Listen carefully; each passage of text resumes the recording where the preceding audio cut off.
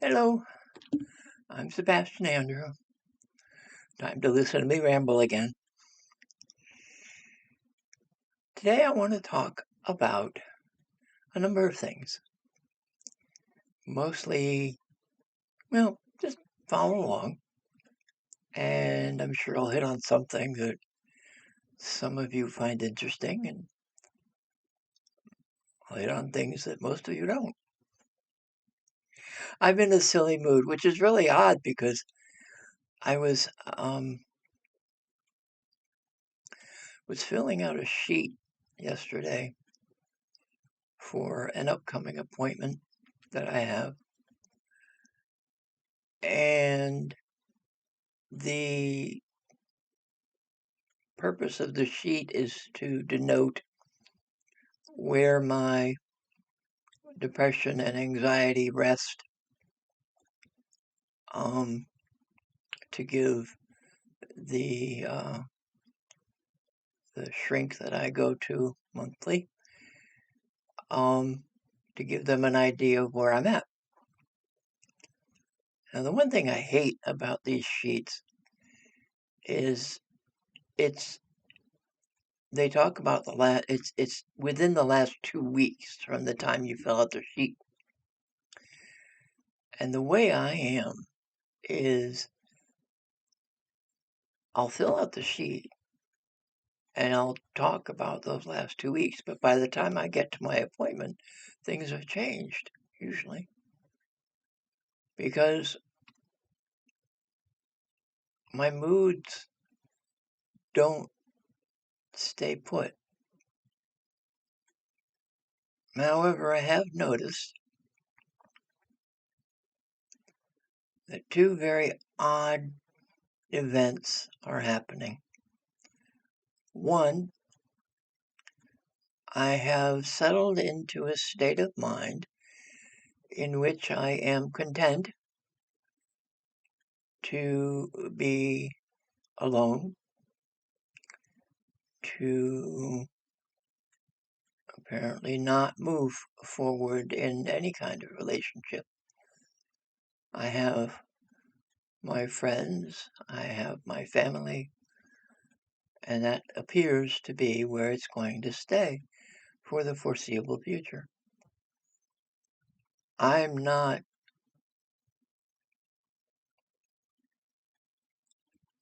chasing anyone. I'm not looking for anyone. I've cleared out all the dating sites that I had on my phone and on my computer. And I have other things to focus on that have nothing to do with a relationship with a woman, a relationship of any kind, to tell you the truth.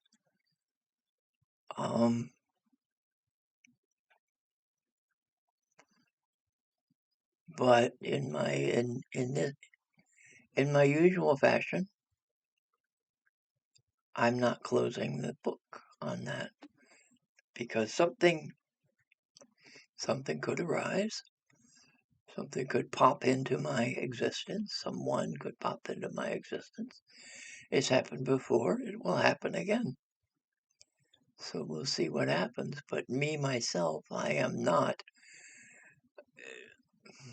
outright looking. So I have become content with my existence here in this tiny little box that I live in. And we'll see what happens.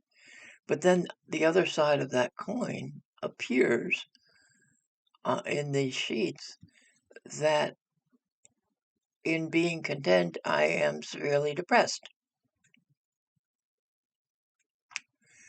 And that is the rub in the science of psychology.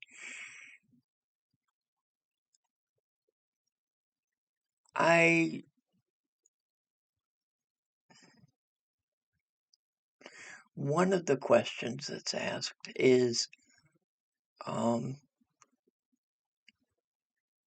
you have trouble concentrating? I've had trouble concentrating since I was 4. Probably before that, but I can remember 4. Sort of. But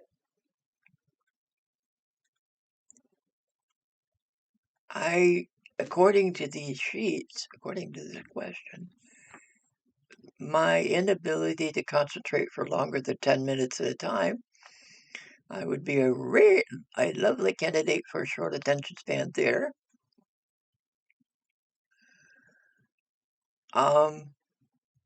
According to the placement within these questions, my depression has gone up, down, whichever way you want to look at it. I've been between a 12 and a 13 for the last, I don't know, months, many months. According to this sheet, I was a 14. And according to that number, I have a higher risk of self-harm, which that's nice, according to that sheet, but I'm not going to. It's one thing I have to explain to pretty much every shrink I come in contact with is the ideation is always there. It's always going to be there. It's permanent.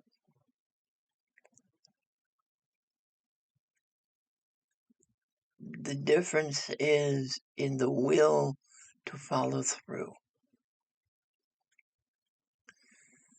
And I don't have the will to follow through. I have the ability. I may have the drive on certain days, certain times, but I don't. I don't follow through because I'm one of those rare crazies who takes into account the fact that while a suicide would end my pain, it would increase pain to those around me. And I am one who does not like to cause pain unless act to his friends and family.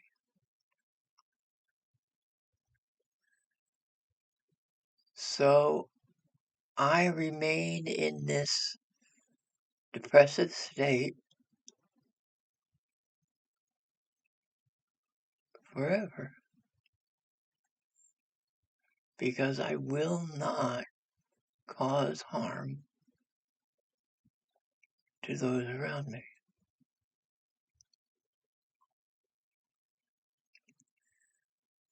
I think that's something my third wife didn't catch.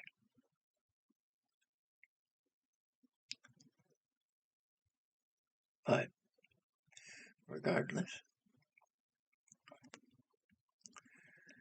So, what I was trying to talk about in the last video with the mini portals, one of the things I meant to talk about was astral travel.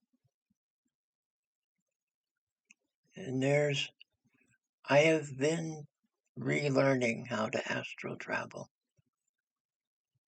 And it's a very fun process. I also lucid dream, which is a whole different subject if you stop to think about it. Because, I mean, you can astral travel while you're sleeping. That can be done. I've done it.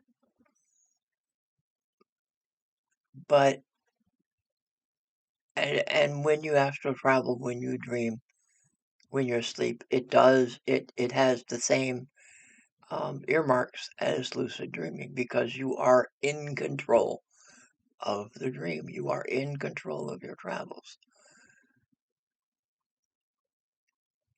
One thing I learned early on in lucid dreaming and without knowing I was lucid dreaming was I learned how to fly. It was something I always wanted to do. I still want to do. And I'm not going to try the Hitchhiker's Guide to the Galaxy way of flying, which is throw yourself at the ground and miss, because I tend to throw myself at the ground and break my glasses. So we're not going to try the flight that way. I've got other means brewing in my brain on how to fly. But through astral travel, through lucid dreaming, you can open a portal, a mini portal, a temporary portal. Maybe that would be better way to say it. You can open a temporary portal and go through and see what's on the other side, experience new places, new realms. One aspect that I've always wanted to explore would be to travel back in time in this realm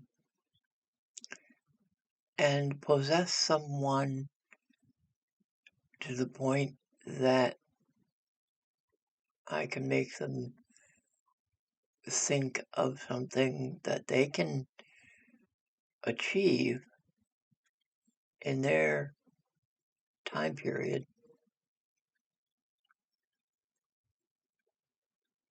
in a way that might change history for the rest of us. It's kind of a time travel, kind of a, killing your grandfather kind of thing without killing your grandfather kind of thing. But the thing about time travel that I have learned is that when someone does that, if someone goes back in time and kills their grandfather, they do not cease to exist. The Back to the Future version of time travel doesn't happen. What does happen is you create a new timeline. So the timeline that you're from continues, and the timeline you've created continues. And it's the whole hand idea.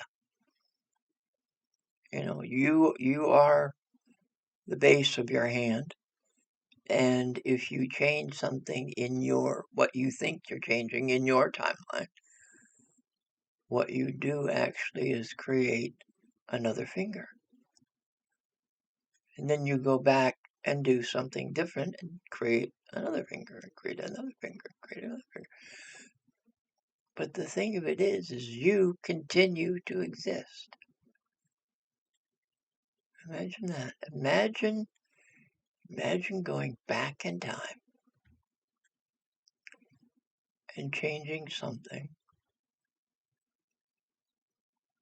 But then, would you continue on the timeline you changed to see what happens in their future or in their time around the time you left? Or would you return to your own timeline and not know? Something to think about. So, there's that. I've thought about going back in time bodily, about how to create a time machine. It's an interesting process. I'm sure it'll happen at some point in time. Somebody will invent one. And that will be our new set of experiences, would be to go back and change things in different time in our history, create new timelines, and then move forward through those times and see what happens. That would be an odd thing.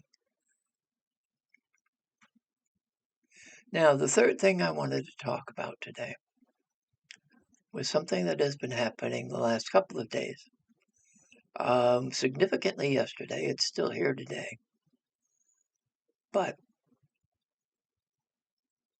yesterday I had, for the longest period of time, I would say most of the day, I had a sensation of heat along the right side of my body, on my face, down my shoulder to about here.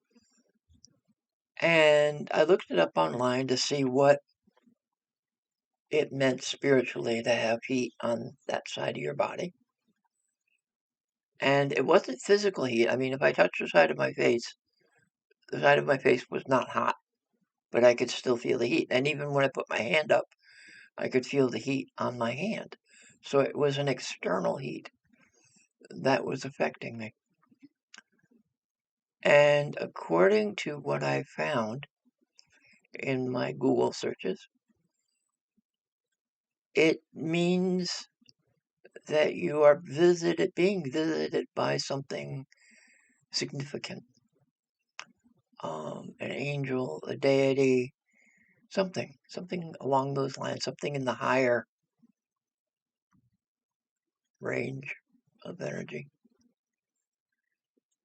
I also found that it could denote your ascension, which I had to laugh at, because if you remember, I don't know if it was last video or video before, I spoke about ascension through descension, because I focus on the lower chakras, on the lower feelings, lower emotions. I focus on pleasure. But here I was getting a sensation that said I was registering in the higher energy cycles, which generally meant ascension. And I had to laugh at that. But I also got the feeling that what I was experiencing was Nama, that she was here with me, basically gibsing me in the back of the head, or in the side of the head, and saying, you need to focus on what I put you on, which was the world building I mentioned in the last video. I need to focus on that project. Now today, there's still warmth. Not as hot as it was yesterday. It could become that hot, I'm sure. But it's there. So I'm sure she's still standing there or hanging out, whatever deities do, letting me know that she's here.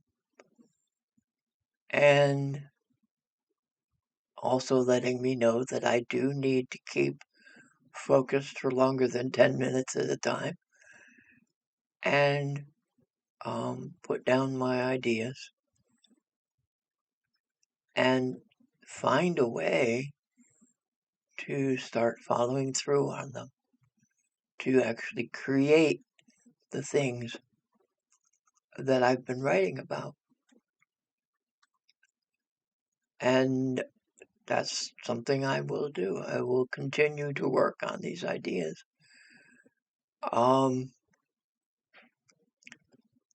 And if you follow me on Tumblr, you may see more evidence of these ideas, because it is a denotedly adult world that I am building. And we'll go from there. And my printer just became possessed. It does this. Okay, we done? Apparently we're done. Okay. Sorry for that.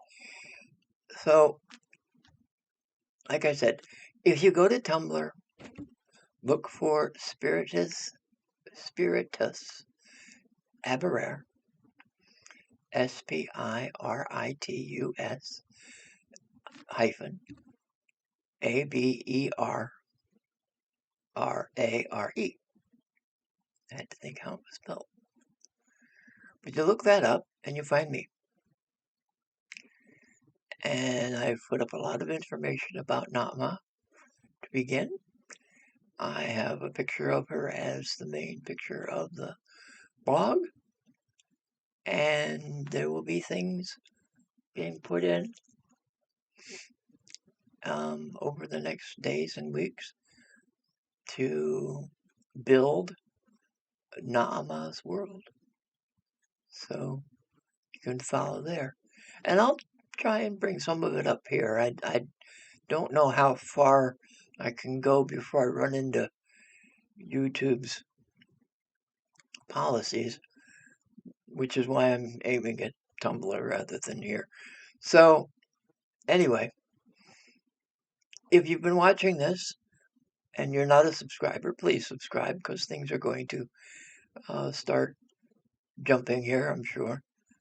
And I always talk about something interesting somewhere. So come and listen to me again.